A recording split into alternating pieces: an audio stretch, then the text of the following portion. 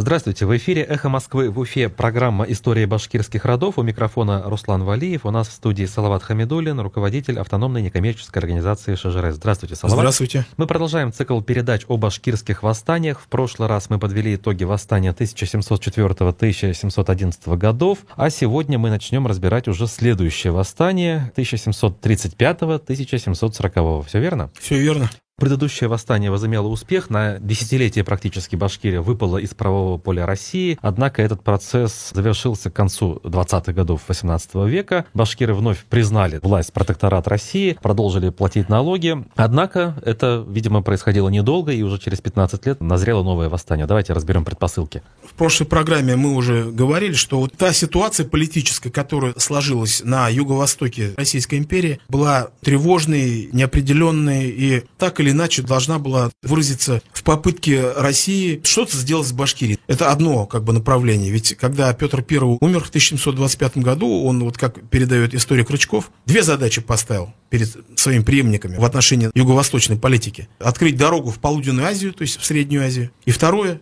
на вечные времена обуздать своевольный башкирский народ. То есть он понимал, что без решения этих двух вопросов не то, что покоя не будет. Значит, с одной стороны, ведь Россия, как уважающая себя империя, она тоже хотела иметь свои какие-то колониальные владения в Азии и хотела тоже дойти до Индии, опередить англичан. Российское государство уже оформилось в империю официально. Да, она официально уже получила наименование Российской империи. Заболели российские верхи вот этой колониальной болезнью, да, то есть уже не хотели ограничиться тем, что они и так по факту Евразийская империя, ведь все народы России, кроме среднеазиатских, там, кавказских, они ведь наследуют эту традицию империи Чингисхана, они, в общем-то, как-то сами собой сложились под скипетр московских государей. Но когда вот Россия захотела дальше идти на юг, превратиться в колониальную державу, здесь вот определенные проблемы возникли. Но в первую очередь для башкир, поскольку на пути движения России на юг вот как раз лежала Башкирия. Потому что Уфа, это был главный дипломатический центр отношений со всеми юго-восточными народами Евразийского континента. Оттуда шли, допустим, из Уфы послы, караваны в ту же Монголию. Отношения, значит, с Бухарой, с среднеазиатскими ханствами осуществлялось все через Уфу. Ну, уж не говоря о том, что с калмыцким ханством, которое тоже тогда находилось в пике своего могущества. Ситуация такая складывается, что в первой четверти 18 века опять началось, как столетием ранее, в начале 17 века началось движение калмыков из Монголии, а в начале 18 века начали двигаться в западном направлении джунгары, сородичи калмыков, которые остались в Средней Азии. Начинается вот это джунгарское нашествие. Джунгария, государство монголов-айратов, начинает вот свою западную экспансию, занимает, значит, районы Южной Сибири, далее движутся на казахов. Казахов взбивает с их территории. Казахстан ведь, это сейчас нам кажется, что вот граница Казахстана, вот она, за рекой Урал, вот он, Казахстан. Но тогда ведь так не было. Казахи находились очень далеко на юго-востоке, наверное, скорее всего, это была территория в основном восточного Казахстана нынешнего. Но вот джунгары их сдвигают, и казахи, отступая под давлением джунгар, откатываются на северо-запад и начинают занимать башкирские земли. А тогда башкирские земли — это территория всей вот этой Актюбинской области Казахстана, часть территории западного Казахстана тогда входила в состав Башкирии. Башкиры там имели, конечно, очень редкие поселения, практически, можно сказать, это были их угодья, да, вот такие огромные угодья, с которых они, кстати, платили ясак. Били вот они пушного зверя, добывали там и другие средства для жизни. И вот эти территории казахи, отступая под давлением джунгар, начинают занимать. И это, естественно, приводит к столкновениям между башкирами и казахами. Если вот посмотреть карту Идриси XII века, мы увидим, что задолго до монгольского нашествия вот эта территория при Орале, чуть ли не до Каспия, все это относилось к территории башкир. И вот в резолюции Анны Ивановны пишет об этом, кстати, что вторая Средняя Орда, то есть казахская Орда, кочует по реке Тургай и по другим, которые башкирцы называют своими. А третья Меньшая Орда немало башкирской земли захватили.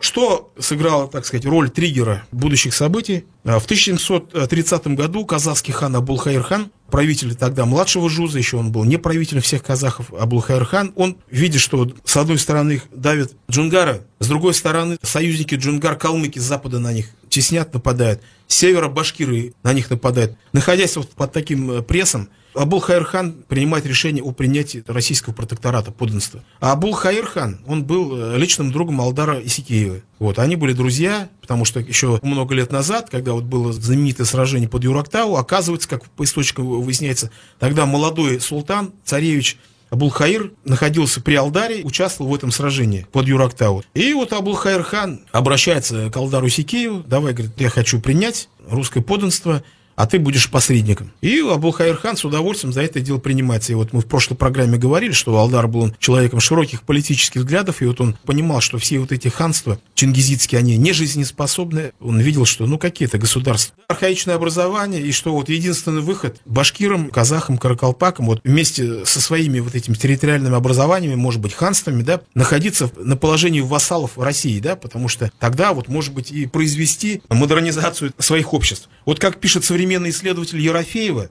когда он писал про Абулхаир хана, цитирую: «Им двигало понимание бесперспективности попыток реформировать политическую систему кочевого социума изнутри». Мы можем предполагать, было ли это предполагать, да. То есть это, естественно, это его предположение как ученого. Видимо, подсознательно они это понимали. И вот Алдар Исикеев, казахское посольство отвозят в Москву, прощен царица и так далее. Там велись переговоры. И уже в 1731 году, по-моему, состоялось официальное принятие Абулхаир ханом подданства. Но дело в том, что Абулхаир хан, когда принимал это решение, он принимал по большому счету единолично, не поставив других ханов, батыров там, и всю эту казахскую знать, многих, не всех, в известность. И вот когда посольство вернулось из Петербурга, вместе с Алдаром он привез в ставку Абулхаир хана, там бросились остальные казахская знать. В общем, хотела растерзать это посольство, убить Абулхаир хана. Но Абулхаир хана был башкирский отряд, Тарханов там был Алдар Исикеев, Кидряс Малакаев, Таймас Шаимов, которые спасли, отбили вот это нападение. Но этим дело не кончилось. В 1733 году правитель Среднего Жуза Шемеке хан, который был не согласен с политикой Абулхаира, напал на Башкирию, 10-тысячное войско привел. Но Таймас Тархан Шаимов... А почему на Башкирию? В чем здесь логика? Ну вот из-за Алдара и других... Надоумил. Не то, что надоумил, они способствовали. Надо понимать, что инициатором был сам Абулхаир хан. А башкиры, понимая, что вот именно такой формат, что вот когда они станут подданными одной короны, прекратятся между ними вот эти междоусобицы, в то же время понимание самим Абулхаир ханом невозможности модернизации своего общества кочевого изнутри привели к этой ситуации. И вот Шемеке хан напал на Башкирию с 10-тысячным войском, но Таймас Тархан Шаимов, Батыр и Тархан Каратабынской волости вышел навстречу, и Шемеке хан был разбит. Таймас Батыр собрался с башкирцами, и тех идущих киргизов встретил и разбил, так что ханское знамя и многих киргизов побили и гнали до самых их жилищ.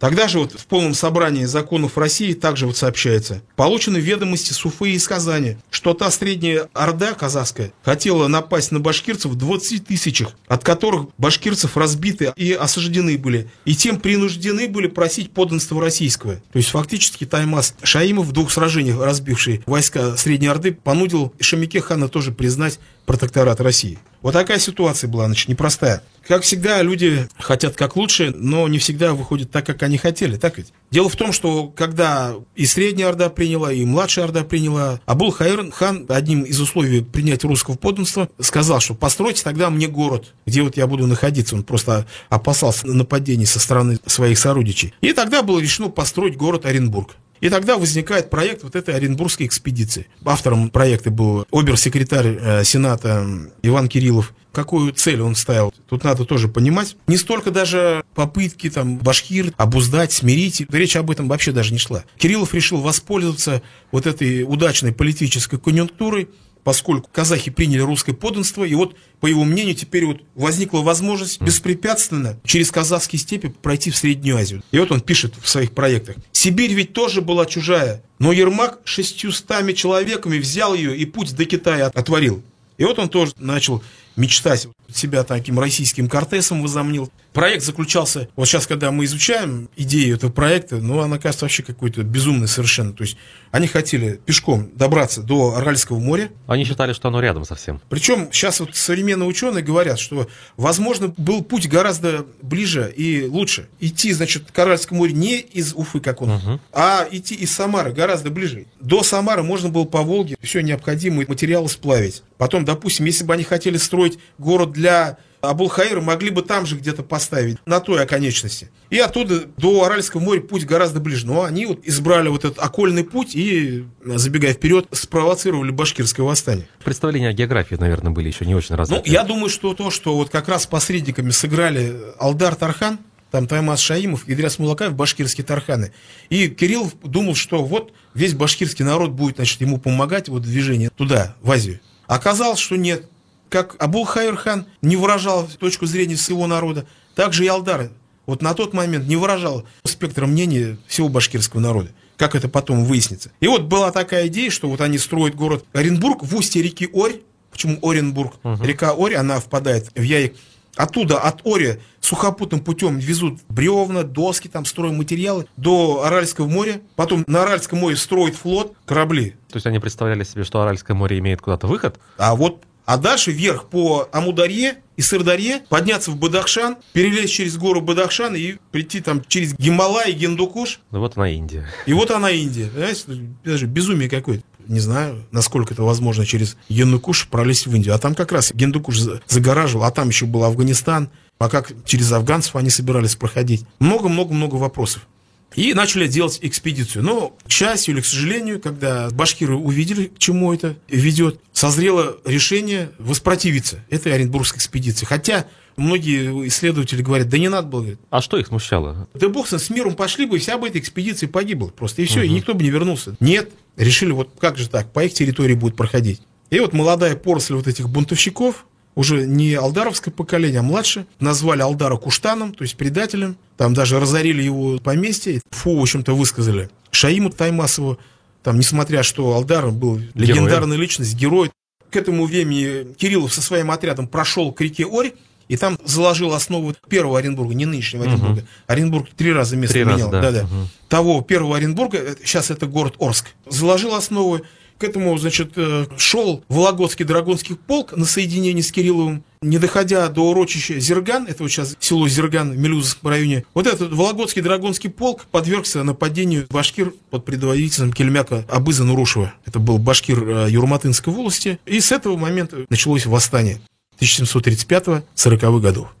Первое нападение, оно было успешно. Полк понес большие потери. Пришлось ему, значит, обложиться Вагенбургом. Вагенбург, да, сразу строить из телег такое укрепление. Полк был осажден в степи, несколько дней отбивался. Имел шанс быть полностью истребленным. Ну, тут подошли подкрепления. Кельмяк Абыз Нурушев отступил в степь. В общей сложности, наверное, где-то рота солдат была убита. По-разному все говорят. Повстанцы вообще говорили, что мы 500 человек убили там, да, сами. Потом разглашали. Но это преувеличенные, скорее всего, данные. 500 человек они не могли там перебить тогда. Вообще там от Вологодского полка там ничего бы не осталось. Вот. Когда в Петербурге узнали о начале восстания, то Кириллову был дан приказ немедленно прекратить экспедицию, потому что слишком памятен был предыдущий бунт, да. То есть и вот эта судьба экспедиции повисла, значит, на волоске. Но вот тут Кириллов начал писать всякие письма Берону. Была такая знаменитая Бероновщина на России, которая считается временем такого, значит, засилия временщиков, немцев.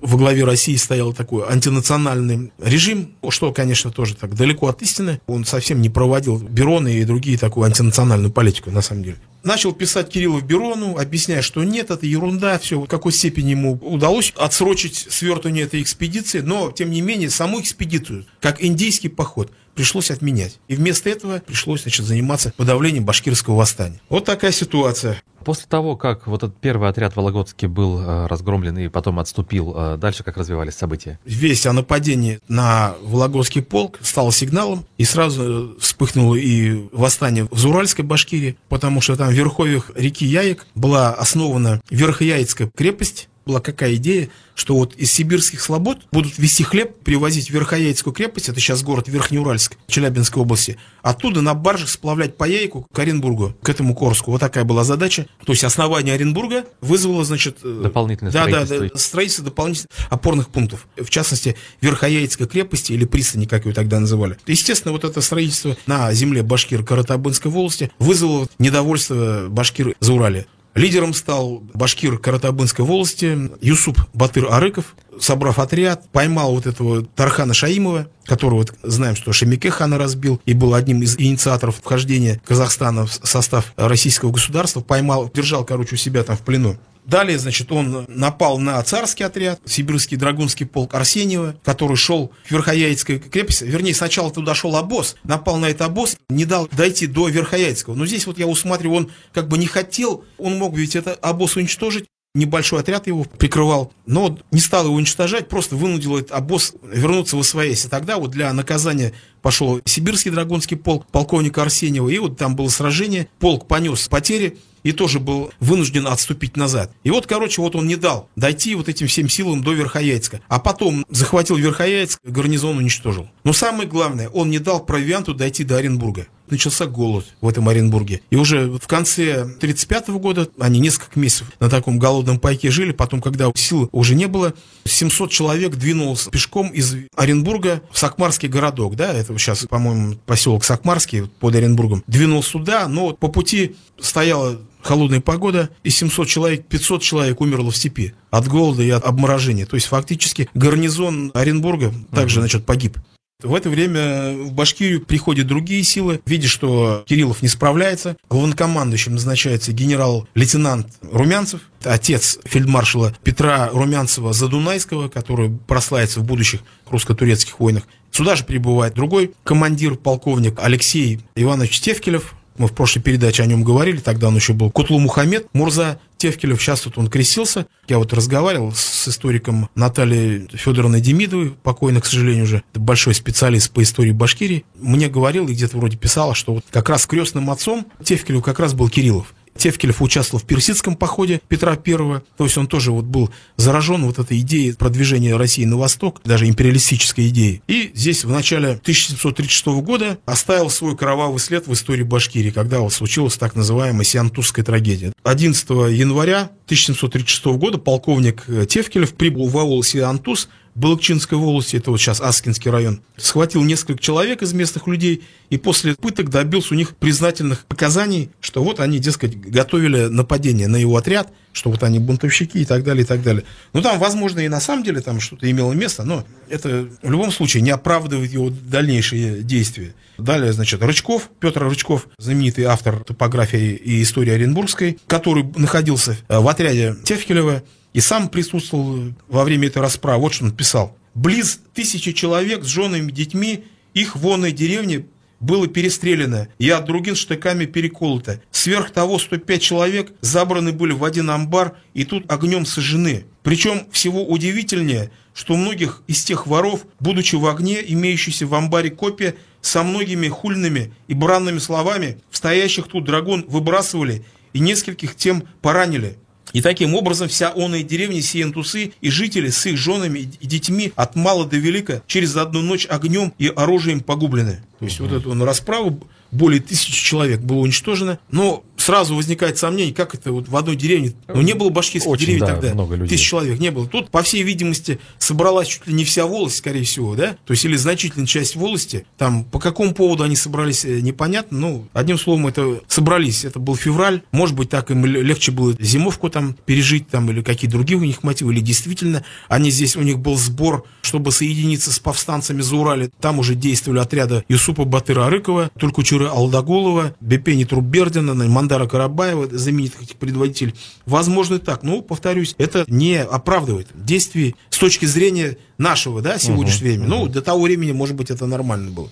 Сегодня мы имеем все право считать это актом геноцида. Конечно. Это геноцид. Весть об этом событии как-то разошлась, башкиры? Естественно, как только вот эта весть о расправе Тевкелева разошлась по всей округе, сразу восстание вспыхнуло и в других регионах. Но что самое главное, там на Тевкелева была устроена настоящая охота. Ведь он пришел в Балыкчинскую волость не зря, он потом собирался со своим отрядом двигаться к Юрюзане, перейти в Заурале, и когда он узнал, что там его поджидают Тулькучура Батыр, Юсуп Батыр в ущельях, и он сразу разгадал их план, и как он писал, они, говорит, собирались меня закрыть в ущелье с одной стороны, Алдар, а если бы, говорит, я этих не вырезал, они бы меня, сиентусинцы, с другой стороны закрыли и перебили меня, поскольку, говорит, у них много лыжников, а у меня лыжников мало. Нужно представлять, да, что такое февраль 1936 года, за Урале, снега много, лошади еле-еле передвигаются по глубокому снегу, а вот у лыжников оперативный простор. Что происходит в других местах? Тогда же в феврале 1936 года Батыр Кудейской волости, Тулькучура Алдагулов под Уфой разбил отряд секунд-майора Ртищева, да, там в составе отряда был цвет уфимского дворянства, более 150 уфимских дворян и казаков, плюс 3 роты солдат, и в деревне Кубово, у нас в Иглинском районе, состоялось сражение, где отряд был разгромлен, потом это долго в уфимских хрониках оплакивалось, что вот в этом сражении там цвет уфимского дворянства погиб. С другой стороны, за Урале шли бои с сибирским драгунским полком, они несли значительные потери.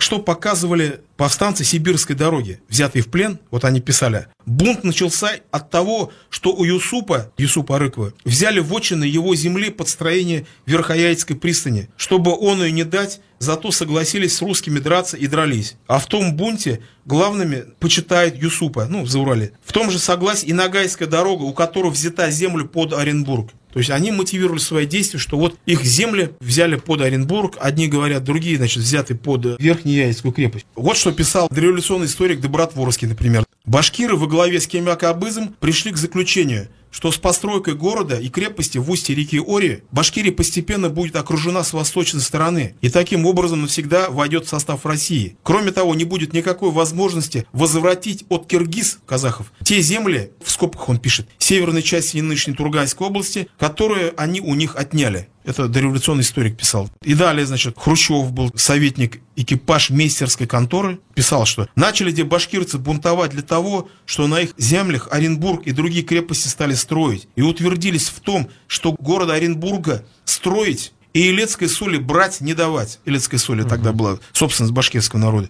И по дорогам людей не пропущать, и бить, и бунтовать, пока все не помрут. И в том между собой они присягу учинили. То есть, представляете, присягу учинить, то есть поклялись биться до смерти. Оказывается, вот такая присяга была. Восстание мы видим, такие форумы, то принимают. есть оно уже, по сути, имело несколько очагов. А что в это время Алдар Исекеев? Он как? Он же был Алдар Исекеев нет, как заклейменный таким Куштаном и так далее. То есть он бежал куда-то? Он не бежал, он сидел у себя в отчине, в восстании фактически не участвовал, взирал со стороны, что же происходит, поскольку он, естественно, болел душой за все это. Его-то точка зрения была, что надо было пропустить эту экспедицию. Да черт с ней, пускай идет, там все равно бы они на самом деле ничего бы не добились. Он был в этом смысле более дальновиден, в очередной раз это проявил.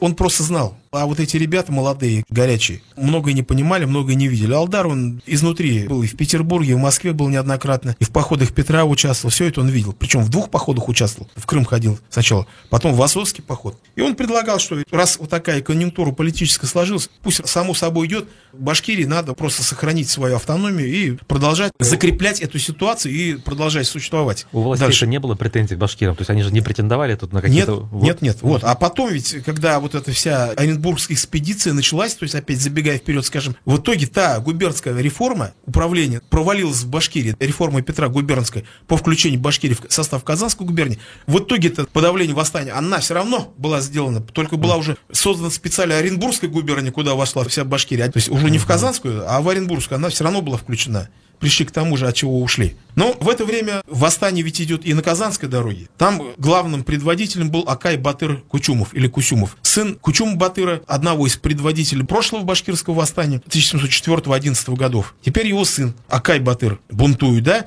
И, кстати, в прошлых программах говорил, что каждое башкирское восстание, оно имело свое название, да? В народе и так далее. Первое, была Дайчиновщина, потом Сиитовский бунт, потом Алдаровщина. И вот это восстание длилось много лет, 35-40-х годов. На западе жители Казанского края, из-за того, что там был предводителем Акай Батыр, она называлась Акаевщина. А на последнем этапе, 40-й год, она называлась Карасакальская война, когда уже потом появится хан Карасакал. Оно, скорее всего, имело несколько названий, в какой год какой предводитель играл там, скажем, ведущую роль. И вот в 1735 году Акай Батыр, это башкиро-тамьянской волости, у него деревня находилась на реке Ик, в Западной Башкирии, даже, можно сказать, в Юрмийской волости. Многие тамьянцы еще со времен Казанского ханства выезжали на реку Ик, где получали вотчины, были тарханами, служили казанским ханам. И вот так и остались. И там до сих пор, если проехаться вдоль реки Ик, там несколько деревень вы найдете под названием Тамьян. И вот Акай Батыр воевал, и потом его обманули, вызвали на переговоры генерал Румянцев, обманом захватил в плен.